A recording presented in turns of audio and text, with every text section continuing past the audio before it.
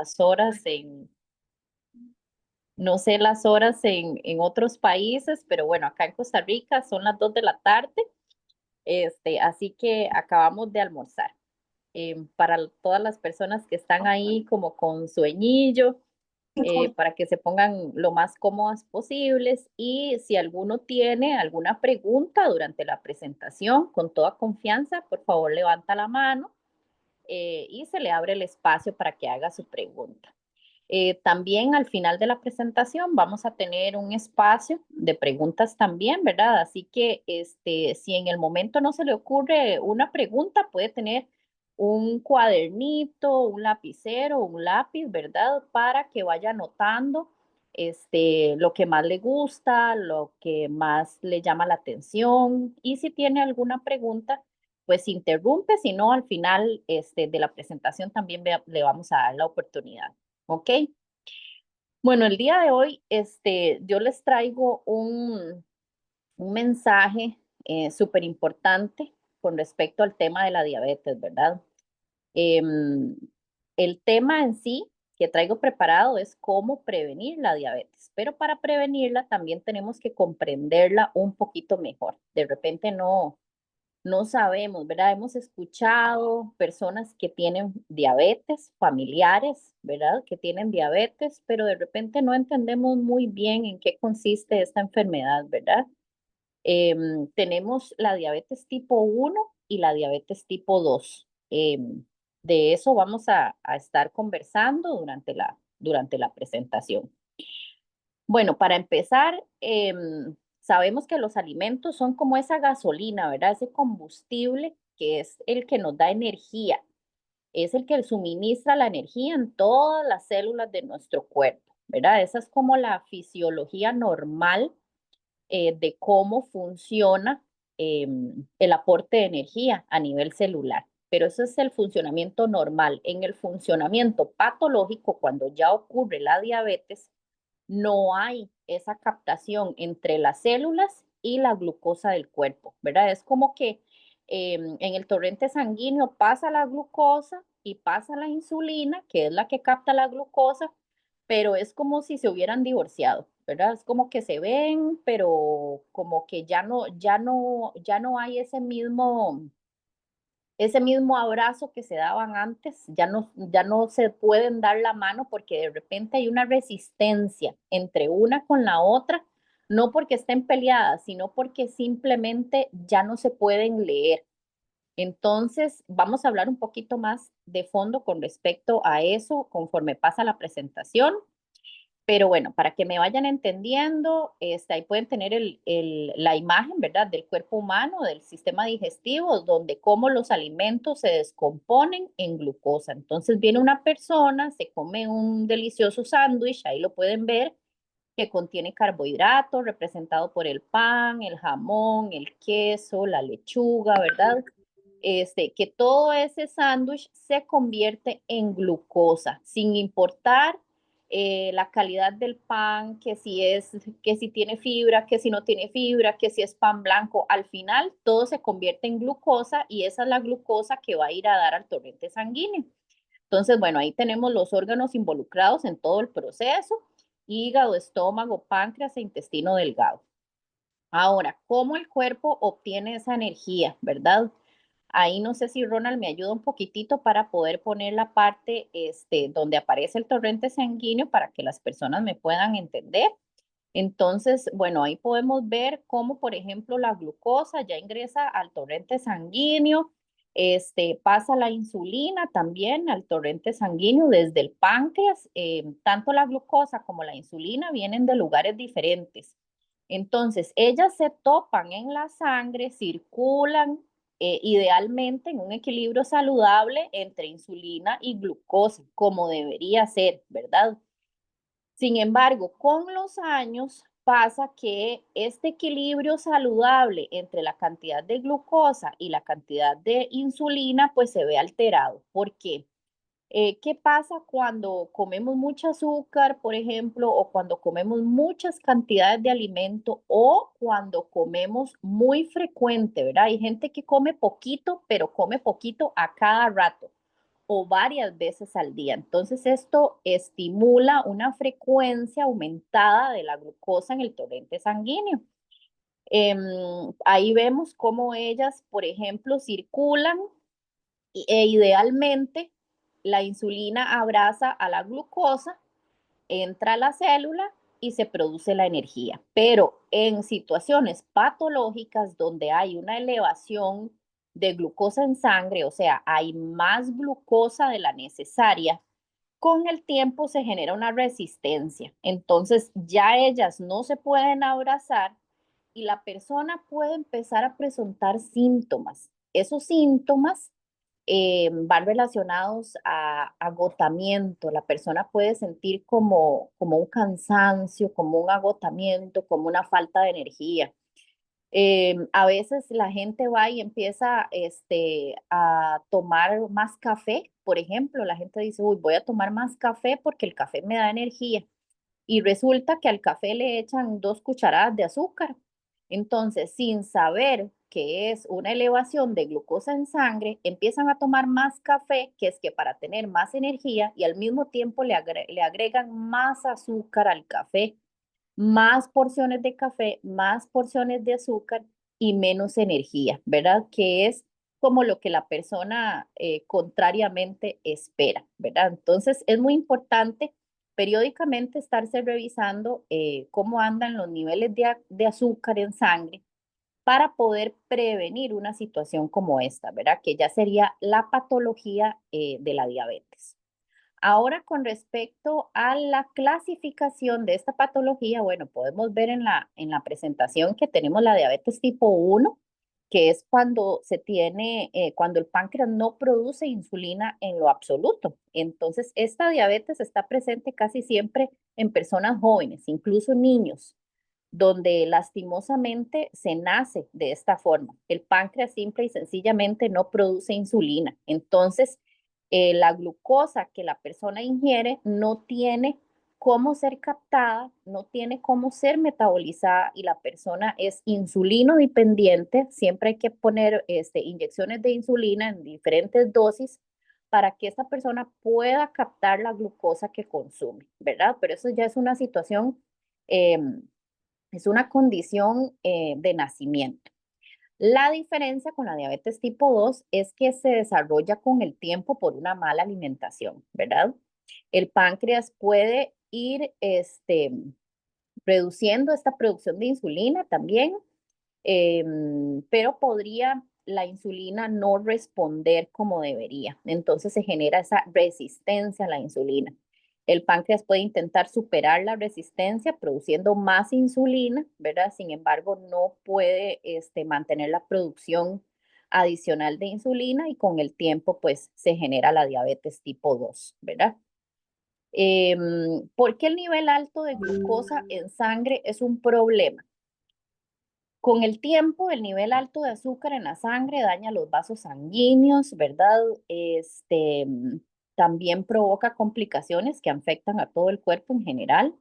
Puede provocarse incluso un infarto en el miocardio, accidente cerebrovascular, daños renales, que es como lo más común, ceguera, daños en los nervios, etcétera, ¿verdad? Complicaciones súper fuertes como amputaciones de extremidades y todo, pero la idea de esta presentación no es asustar a nadie, ¿verdad? Es simplemente prevenir y entender qué tan grave es el daño que nos puede generar el diagnosticarnos con diabetes o llevar una alimentación que vaya a afectar nuestra salud, que vaya a afectar nuestro peso y que vaya a afectar nuestra calidad de vida, que es lo que queremos prevenir a partir de esta presentación, ¿verdad?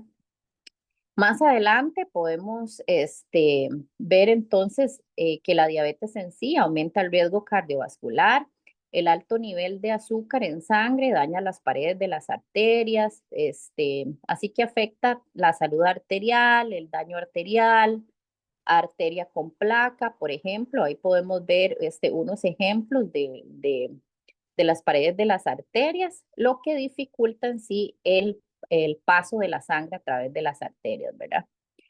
Ok, en cuanto a lo que son niveles, tenemos que la glicemia en ayunas, lo recomendado es entre 90 a 130 miligramos por decilitro, 2 horas después de comer, tiene que estar en menos de 180, antes de dormir en menos de 140, y la HbA1c, que es la hemoglobina glucosilada, le tira a usted un promedio de aproximadamente 3 meses de cómo se ha portado usted en los últimos 3 meses con respecto a su alimentación, y ese nivel tiene que estar en menos 7%, ¿verdad? Entonces, a veces pasa que la gente llega a la consulta y dice que no, que se portó súper bien, que ha estado comiendo sus frutas, sus vegetales, y le hace uno una glicemia glucosilada sorpresa, y la sorpresa nos la llevamos todos cuando el índice sale por encima del 7%, ¿verdad? Entonces, no hay forma de engañar nuestro cuerpo, el cuerpo sabe exactamente qué es lo que necesita,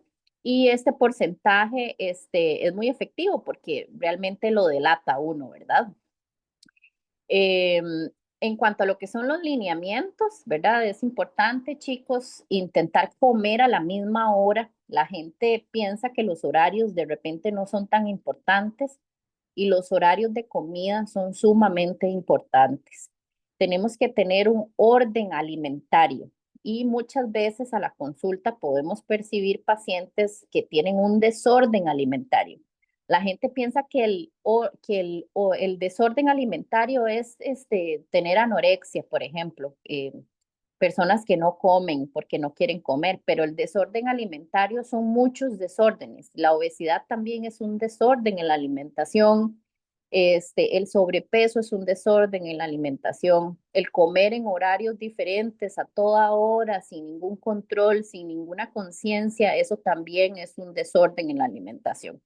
Entonces, ¿cuál sería una recomendación importante? Bueno, hacernos un horario de comidas, hacer en una pizarrita, apuntar, por ejemplo, que a las 8 de la mañana voy a desayunar todos los días, o por lo menos darme una hora, entre 8 y 9 voy a comerme mi desayuno, a las 11 de la mañana me voy a comer mi merienda, a la 1 de la tarde me voy a sentar a almorzar sin ninguna interrupción, sin pantallas. Este, comiendo de manera consciente. Y en la tarde voy a hacer mi meriendita de la tarde, o voy a adelantar mi cena a las 5 o 6 de la tarde, y ya después no voy a comer más. ¿Ok? Establecer un horario regular de comidas, desayunar y comer cada 4 horas, reducir el consumo de alimentos azucarados, es muy importante, ¿verdad? Los refrescos, los jugos, que el sirope para los panqueques o arepas, mermeladas, dulces, miel, pan dulce, postres, Coca-Cola, ¿verdad? ¿Qué más? En el punto 4 podemos observar consumir alimentos bajos en grasa, reducir el consumo de frituras, alimentos ricos en grasas, y cocinar con poco aceite o con un aceite más saludable, como por ejemplo el aceite de aguacate. Aumentar la ingesta de fibra, comer más alimentos de origen vegetal, a diferencia de estar comiendo alimentos con origen animal. Hacer ejercicios todos los días, o por lo menos salir a caminar, hacer actividad física. Y recuerden, ¿verdad? Siempre disfrutar de una vida saludable, tratando de seguir en la mejor manera estas pautas, previniendo la diabetes, ¿verdad? Entonces, no sé, chicos, ¿qué les parece la presentación y el tema que les traje hoy? Y vamos a abrir entonces la sección de preguntas.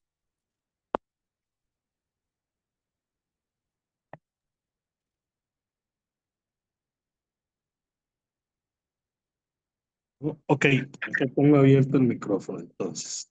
Bueno, Melissa, sí, excelente, realmente es una información extraordinaria la que nos traes el día de hoy, y ahorita lo que vamos a hacer es, tanto en el chat como ustedes pueden abrir su micrófono para que nos indiquen y nos digan cuáles son las preguntas que ustedes puedan tener con la nutricionista Melissa. Entonces, por aquí tengo, dice Diana, espectacular, muchas gracias, súper claro todo. Excelente, Diana, gracias a ti también por este mensaje. Si alguna persona tiene en este momento alguna consulta, sea personal o alguna consulta por algún familiar o alguien que le ha dicho, la mamá, el papá, algo que quiera tener mucho más claro en este momento, si gusta, puede abrir su micrófono y nos hace la pregunta específica. O si le da un poquito de pena abrir el micrófono, puede escribir en el chat. Nos puede escribir por acá por el chat esta pregunta para nosotros escucharla y darle la información correspondiente.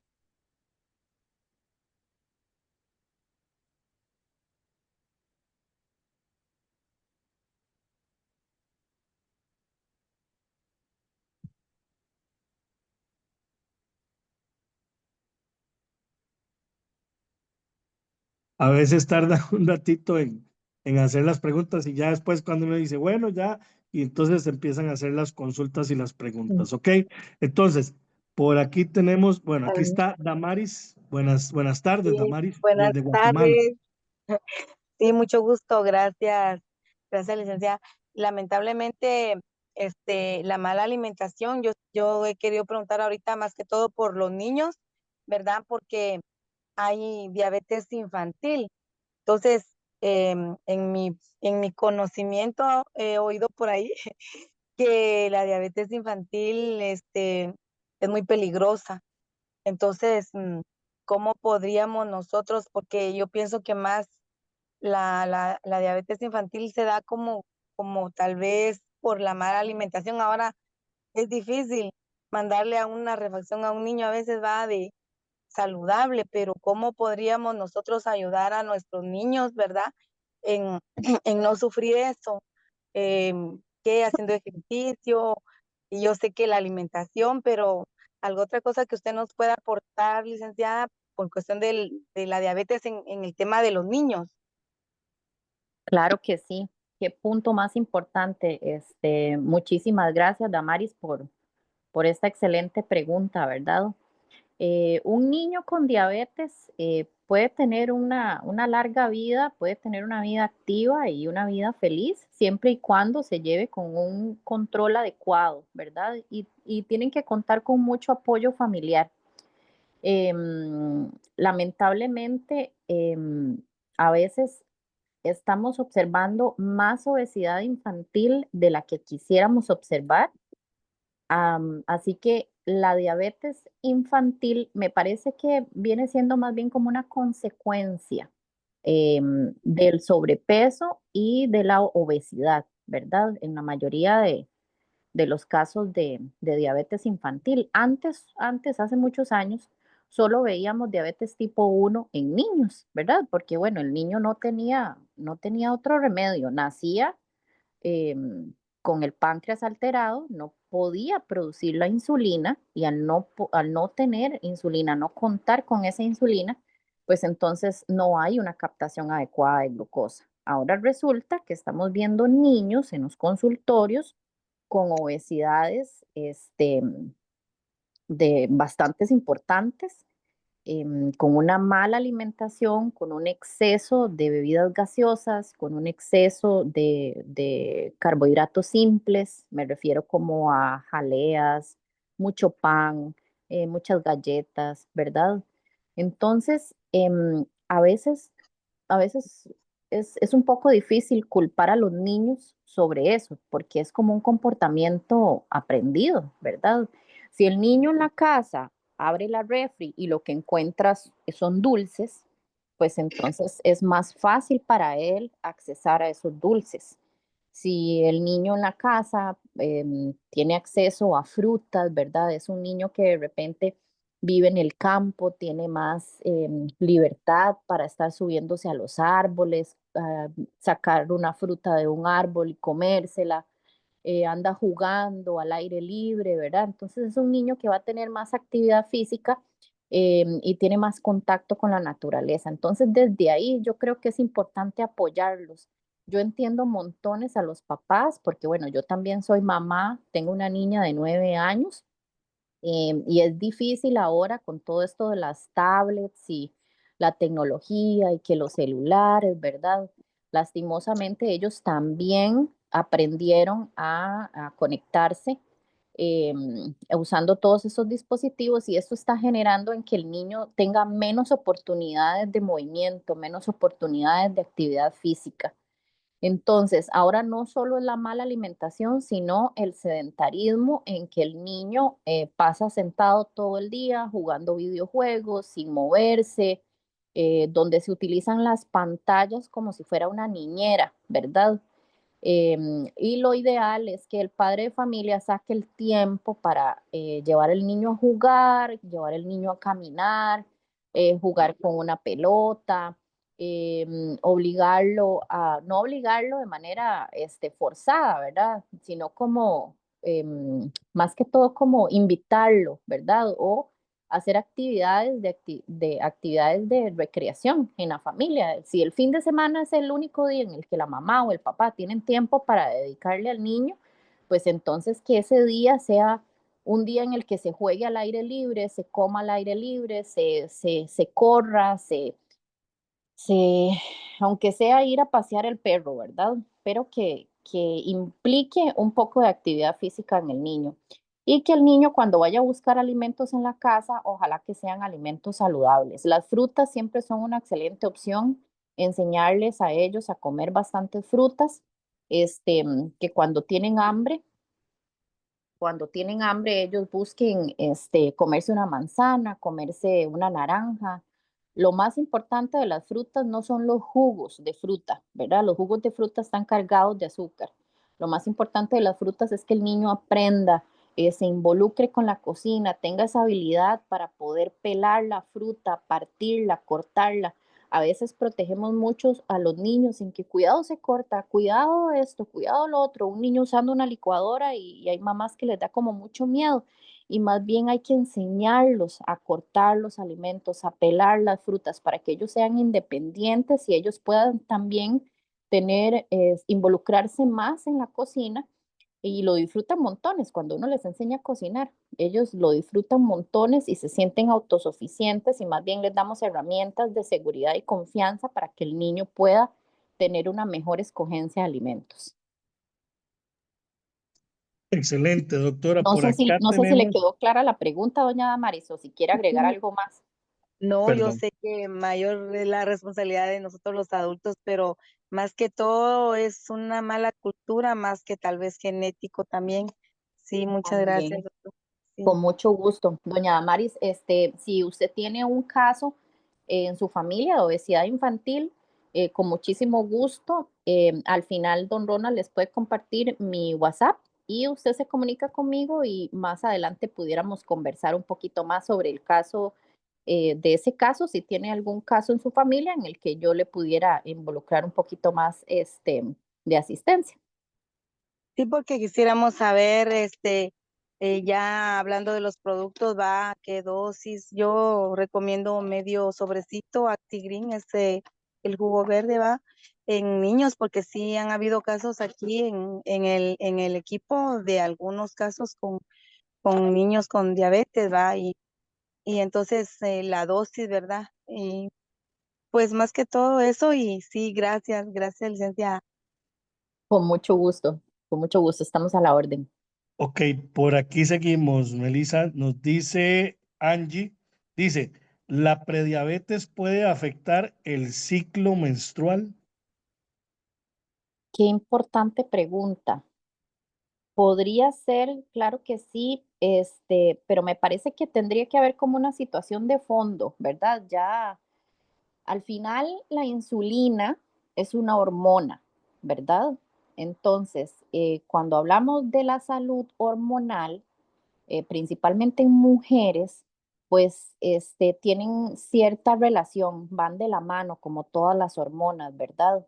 Entonces, yo diría que sí, que la diabetes puede afectar definitivamente lo que es el ciclo menstrual.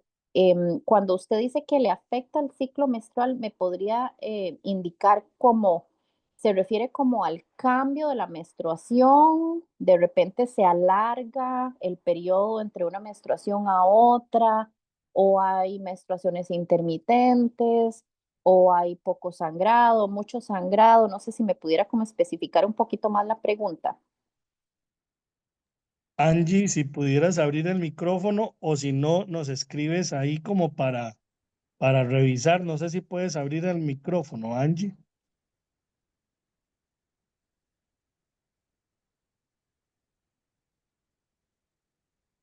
Ok, si no continuamos y ahorita sí. Ahí está Angie ya. Dinos, Ujú. Angie. Sí, muchísimas gracias y saludos. Bueno, mi consulta era que hace unos años me habían diagnosticado prediabetes, pero me dijeron que posiblemente me iba a llegar a afectar lo que es los ovarios poliquísticos, ¿verdad? Que Ujú, eventualmente, pues después me fueron apareciendo. Y ujú. llegó un momento que sí, que la menstruación no era regular. Entonces yo traté de abarcar lo que era todo lo que fue lo que son los quistes, pero en algún momento dije, será más bien que debo tratar lo que es el azúcar en la sangre y no tanto enfocarme en lo que era, ¿verdad? En caso hormonal. Entonces, básicamente esa era la consulta.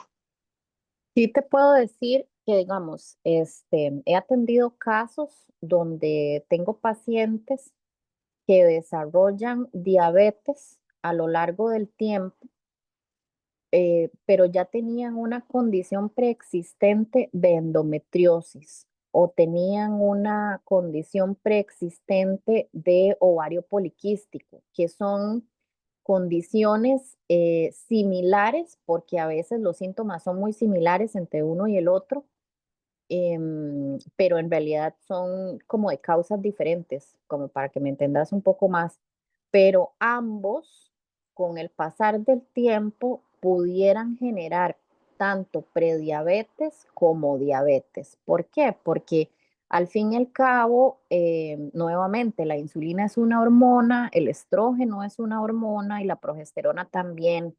Y conforme la edad, ¿verdad? La edad es un como cierto factor de riesgo con el que no podemos controlar, porque conforme pasan los años, pues la edad sí nos afecta, ¿verdad? Entonces, una persona que al principio tiene endometriosis y es diagnosticada o con síndrome ovario poliquístico, si no lleva un control de esa condición, ojo que ahí no hay diabetes ni prediabetes, es nada más que la persona tenga un seguimiento adecuado de su diagnóstico de síndrome ovario poliquístico para evitar la consecuencia que sería diabetes y prediabetes. Entonces sí tiene que haber una salud hormonal adecuada, una intervención nutricional, una alimentación adecuada, porque sí, sí existe el riesgo de que se desarrolle la diabetes a consecuencia de cambios hormonales. Y pues sí, la menstruación se va a ver afectada, ¿verdad? Porque se pueden presentar síntomas premenstruales más intensos. Entonces, antes de que le venga su periodo, la persona puede presentar una fatiga como muy extrema, puede tener cambios de humor importantes o puede tener antojos, ¿verdad? Esos antojitos traicioneros sobre el dulce, que sí, científicamente sí está comprobado que las mujeres pudieran presentar más antojos de dulce en estos periodos y eso pues pudiera tener un efecto directo sobre el control de la glucosa de la persona, ¿verdad? Entonces, todo este tema de la pubertad, la primera menstruación en en niñas con diabetes, adolescentes, ¿verdad? Ya mujer adulta, es importante como darle seguimiento conforme van pasando los años porque en algún momento se puede perder esa secuencia, ese control y la persona puede terminar con diabetes.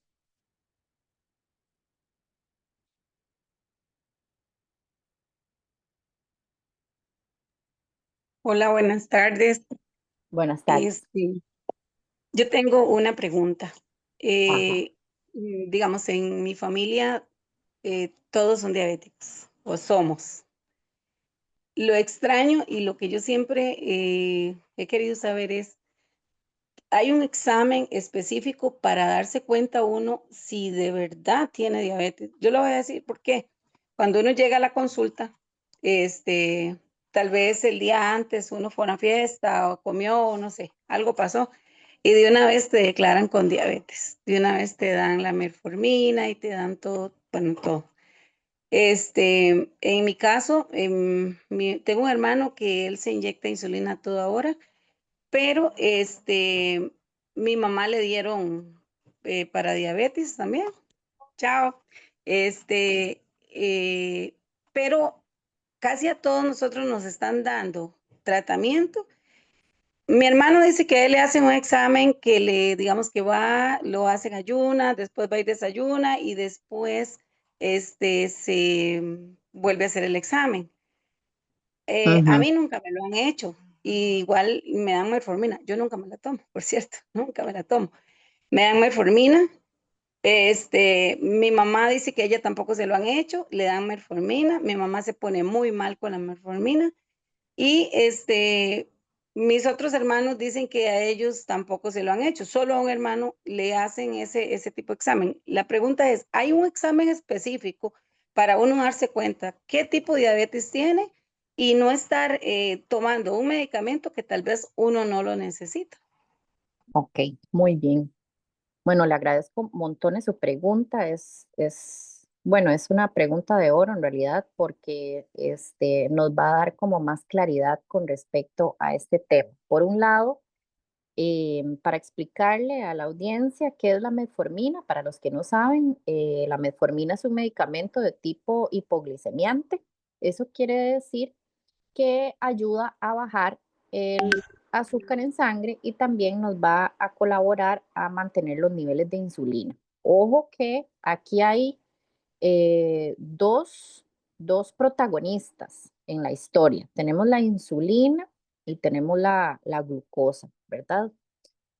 Eso para aclarar el tema de la metformina. La metformina tiene diferentes tipos de usos. De hecho, yo conozco gente que no tiene diabetes y usa la metformina para bajar de peso. Eso es un uso inadecuado del medicamento, ¿verdad? ¿Por qué? Porque estás creando un escenario falso para generar un propósito, que es la pérdida de peso. Entonces, lo que estás haciendo es acostumbrando al cuerpo a bajar el nivel de glucosa de una manera artificial por medio de un medicamento sin necesidad, porque en realidad en ese momento la persona no tiene diagnóstico ni de diabetes tipo 1 ni de diabetes tipo 2, entonces lo toman meramente para bajar de peso. Eso es como hacer uno trampa en el examen, por decirlo así, ¿verdad? Y en esto de la salud no hay atajos, ni tampoco mentiras. Hay solo un camino para poder llevar esto de la mejor manera y es con una alimentación correcta. El cuerpo sabe cuántas calorías necesita, matemáticamente hablando, se lo digo yo como nutricionista, que para poder saber cuántas calorías necesita una persona, hay una fórmula con la que yo utilizo la edad de la persona, la estatura y el peso ideal para poder tener un contenido calórico neto, que es una estimación calórica en la que la persona debería administrar sus alimentos de esa manera. Ahora, para contestar la pregunta con respecto al examen, ¿cómo se llamaba? Doña María Eugenia. Doña María Eugenia, en sí no necesitamos varios factores para diagnosticar una enfermedad como la diabetes. Antes se usaba, por ejemplo, ese examen que se le hace a su hermano se llama una curva de insulina.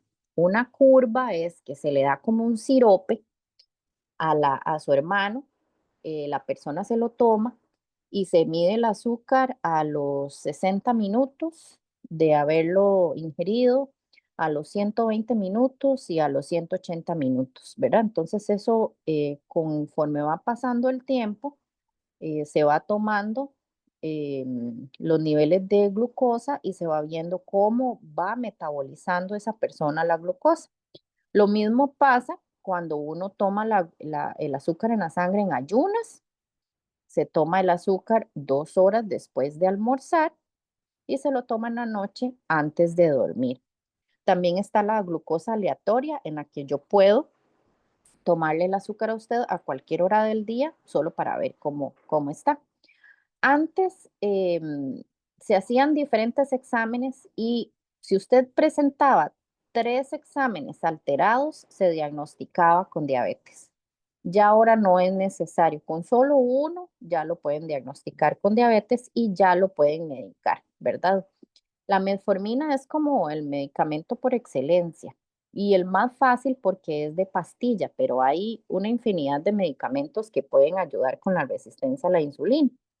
Nuevamente, la diabetes tipo 1 es con la que la persona nace y la persona no produce insulina. Entonces esa persona necesita inyectarse insulina para poder captar glucosa.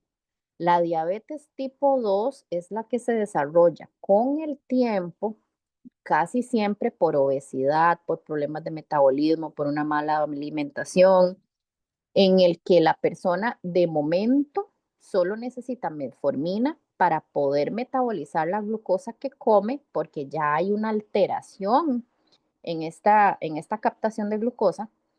Y a lo largo del tiempo, una persona con diabetes tipo 2, con una alimentación mal manejada, con un medicamento mal manejado, un control médico mal manejado, también pudiera ser insulino dependiente. ¿Por qué? Porque el páncreas libera insulina, libera insulina, libera insulina a cada rato para poder metabolizar todo lo que esa persona se come y empieza a hacer un esfuerzo sobrehumano para poder captar todo ese montón de glucosa y llega a un punto en el que se agota. O sea, se pensionó el páncreas, por decirlo así, se retiró. Entonces nos quedamos nuevamente sin un abastecer de insulina y una persona con diabetes tipo 2 también puede llegar a necesitar insulina inyectada para poder metabolizar la glucosa, ¿ok? Que ya eso es como un estado avanzado de la diabetes, un estado avanzado de la enfermedad. Ahora, volviendo al tema de los exámenes, tenemos muchos exámenes, como te mencioné. Está la glucosa en ayunas, tiene que haber un buen ayuno para poder hacer ese examen. Muchas veces pasa que se le manda el examen de laboratorio a la persona, se le dice que son 12 horas de ayuno, la persona no hace el ayuno, llega a la mañana siguiente a la clínica, se hace el examen y resulta que se le olvida mencionar que en la madrugada se levantó y se tomó un vaso de leche. Ya con ese vaso de leche, el nivel de azúcar o glucosa que se tomó en ayunas va a salir alterado.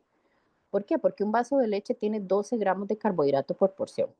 Entonces va a alterar el resultado de la glucosa. Es muy importante que antes de los exámenes de laboratorio haya un ayuno pertinente, bien hecho, sin consumo de nada de azúcar, después de cierta hora, por ejemplo, si terminó de comer a las 6 de la tarde, no come nada más hasta las 6 de la mañana, 12 horas de ayuno. O si deja de comer a las 7 de la noche, no come nada más hasta las 7 de la mañana y que le hagan el examen como a las entre 7:30 y 8. Ahí sí se cumplieron las 12 horas de ayuno y pudiéramos tener como un examen más exacto, ¿verdad? Eso en cuanto a lo que es glucosa en ayunas. Pero también hay otro examen que se llama el OMAIR, que en inglés se dice Homeostasis Model Assessment of Insulin Resistance, que es un índice que estima la resistencia a la insulina. Resulta que eso ya es un examen más específico de resistencia. Incluso yo tengo pacientes que me han salido con el azúcar en, en normal, digamos, en 98, 99, pero los mando a hacerse el examen de OMAIR, que es el examen ya propiamente de resistencia a la insulina, y ese me sale alterado. En algunos casos no puede pasar de 2.5 y tengo pacientes que ha llegado a 3 y tengo incluso pacientes que la glucosa sale normal y el OMAIR sale en 8. Entonces, quiere decir que hay picos de producción de insulina muy elevados porque el cuerpo no está dando abasto con la cantidad de glucosa que se está consumiendo. Entonces, yo casi siempre cuando los mando a hacerse exámenes de laboratorio, les digo que se hagan el examen del azúcar, glucosa en ayunas, que se compren un glucómetro que lo tengan en la casa, porque ahora los glucómetros son muy accesibles y muy baratos, donde pueden estarse monitoreando de manera personal y en casa, pinchándose el dedito cada cierto tiempo para monitorear el azúcar en diferentes horas del día, en ayunas, 2 horas después de comer y antes de acostarse. No todos los días, pero lo pueden hacer 1 o 2 veces por semana. Y ir al laboratorio a solicitar este OMAIR, que ya es propiamente para la resistencia a la insulina. Puede hacerse la curva, que es otro examen, y también puede hacerse la hemoglobina glucosilada, que nos tira el promedio del comportamiento de la glucosa de los últimos 3 meses, ¿verdad? Y deben haber más y novedosos formas de diagnosticar el azúcar en sangre. Pero por más exámenes que nos hagamos, doña María Eugenia, la clave aquí es llevar una alimentación saludable, comer suficientes frutas, comer suficientes vegetales y realizar actividad física. Listo. Muchísimas gracias. Me quedó bien Con mucho claro. gusto. Ok, vamos a avanzar aquí un poquito porque tenemos ya varias preguntas, como te dije, ya cuando vamos cerrando, hay varias preguntas. Dice, un niño de 9 años con resistencia a la insulina, ¿cuál sería la recomendación?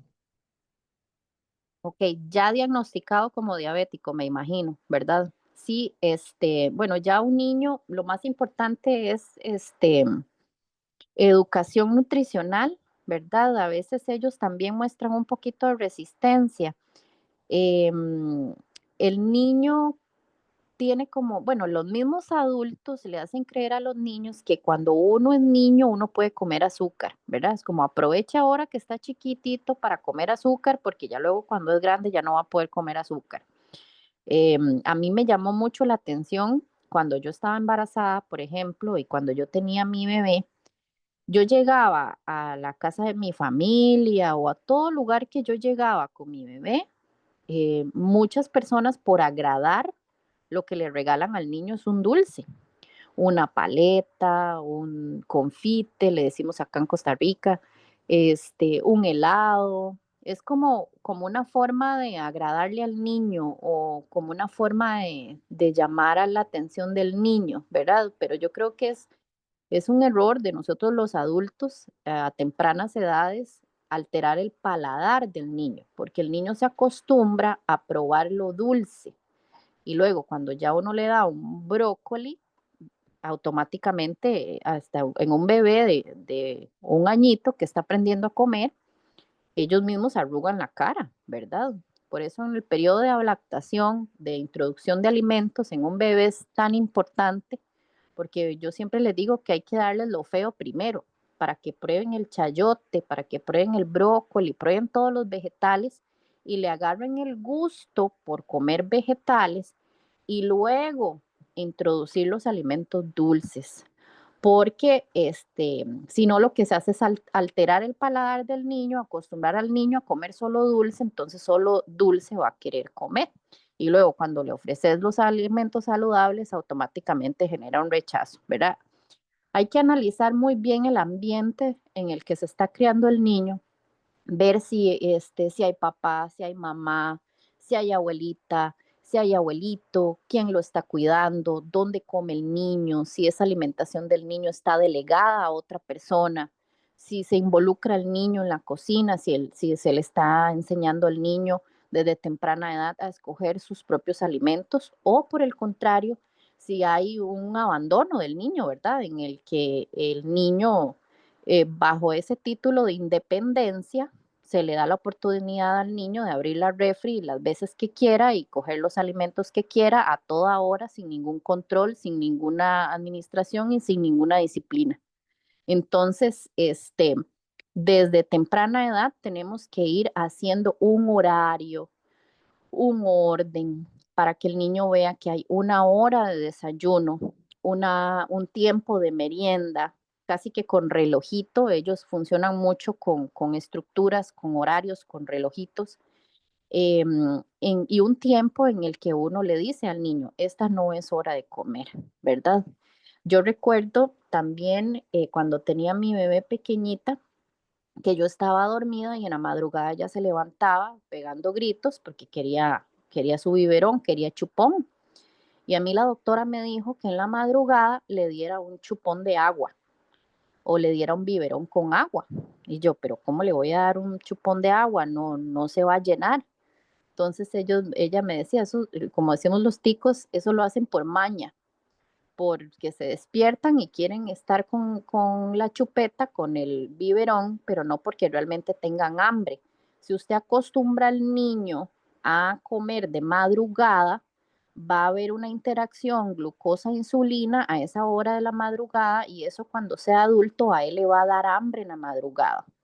Entonces es importante desde edades tempranas que haya una educación nutricional, que haya un horario establecido y haya un control y una buena administración de alimentos durante todo el día, y explicarles a ellos, ¿verdad? La importancia.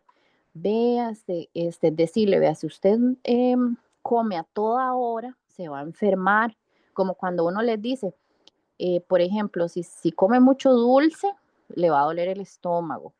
Si toma Coca-Cola, le puede doler el estómago. O sea, explicarle siempre que hay una forma correcta de comer y hay una consecuencia a la hora de comer incorrectamente, una consecuencia que él va a tener que asumir desde edades tempranas o como adulto, porque en algún momento nos toca asumir esa consecuencia. Excelente. Por aquí tenemos, yo creo que ya para concluir, dice, ¿cuál es la recomendación del consumo de frutas en una persona con diabetes tipo 2, debido a que las frutas contienen fructosa? Ujú, muy bien. Esa es una pregunta que casi siempre la hacen, ¿verdad? Hoy en día como que hay un rumor, tanto en redes sociales como a nivel de consultas también. Hay que tener mucho cuidado con esa información, porque como que se le está diciendo a la gente que las personas con diabetes no pueden comer frutas, ¿verdad? Porque las frutas contienen azúcar, pero es un azúcar natural, ¿verdad?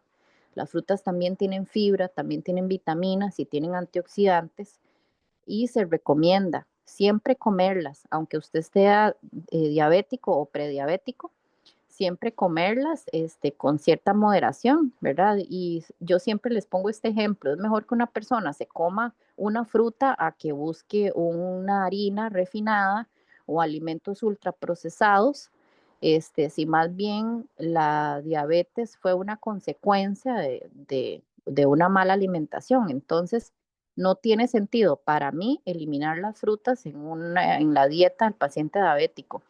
Yo diría que yo dejaría las 3 porciones de fruta diarias como mínimo en una persona, aunque sea diabético, podríamos escoger frutas con bajo contenido de fructosa, ¿verdad? ¿Cuáles frutas tienen más fructosa? Bueno, sabemos que el banano, el banano es bastante dulce, por ejemplo. Hay manzanas que cuando uno las muerde, uno siente en el paladar como cierta sensación harinosa a la hora de comer la manzana, ¿verdad? Hay manzanas que son más jugosas, con mayor porcentaje de agua.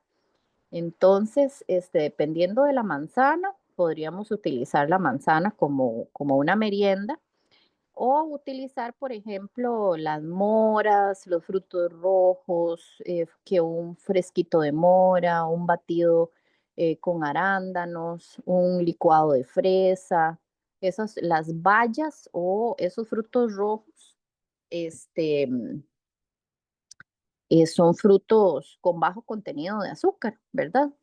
Hay una tabla que la pueden buscar, se llama el índice glicémico de los alimentos. No sé si lo quieren anotar por ahí.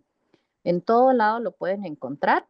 El índice glicémico de los alimentos nos dice cuál es el contenido de azúcar que tiene un alimento o una fruta y cuál es la rapidez en la que esa fruta o ese alimento puede aumentar el azúcar en la sangre, ¿verdad? Entonces, definitivamente no es lo mismo comerse un banano que comerse una tacita con fresas.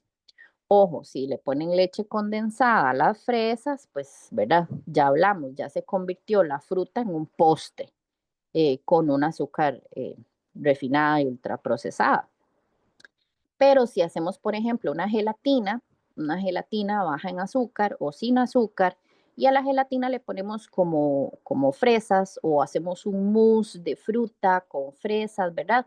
Siempre buscar hacer como postrecitos bajos en azúcar y con bajo contenido calórico para poder ayudar a la persona con diabetes a sobrellevar la dieta sin tanta restricción y que la persona tenga derecho a disfrutar de las frutas y de los postres, pero bajos en azúcar añadida y bajas en calorías. Ok, perfecto. Por aquí te dicen, Mari te dice que muchas gracias por su respuesta, doctora. Y bueno, aquí hay varias personas colocándonos que muchísimas gracias por todo el tema de la capacitación y de las preguntas y respuestas y todo el tema de la capacitación que nos acabas de dar, Melissa. Entonces, muchísimas gracias a todos por estar aquí con nosotros y nada más los dejo con esta observación que nos da doña Ligia por acá en el chat. Dice, excelente información. Mi esposo padecía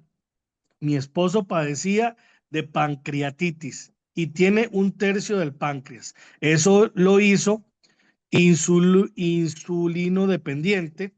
Aunque se cuida con su alimentación, es difícil tener normal la glucosa. Ahora, le ha ayudado el ActiGreens para equilibrar su vida. Entonces, en síntesis, ¿qué es lo que nosotros podemos ver? Y nosotros que estamos un poquito más empapados, la doctora apenas, para que ustedes entiendan, la doctora apenas está empezando a conocer lo que es los productos de Viepi, que ya no tiene un amplio conocimiento como el que tenemos nosotros, pero sí entendemos que el multivitamínico o el suplemento que tiene el ActiGreens con todos sus ingredientes ayuda mucho a las personas, pero la correcta alimentación, la correcta hidratación y el hacer ejercicio, usted no lo puede cambiar definitivamente nunca.